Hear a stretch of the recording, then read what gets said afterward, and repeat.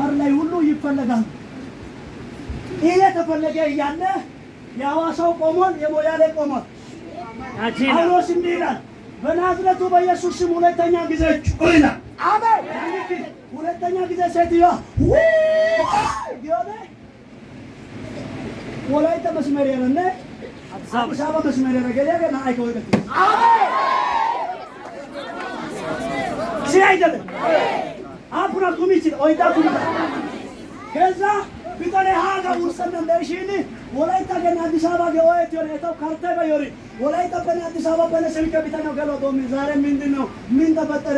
ኧረ በጌታ በኢየሱስ ንብረቴ ሊያልቅ ነው እንደ ብሎ ስልክ ሲያነሳ ጋሼ አቤት መከላከያ በዚህ መስመር ማለፍ አይችልም ብሎ እቃችን ይዟል፣ መኪናችን ገብቷል። ችግራችን ምንድነው? ልጅቷ የት ነው? አሜን። ልጅቷ የት ናት?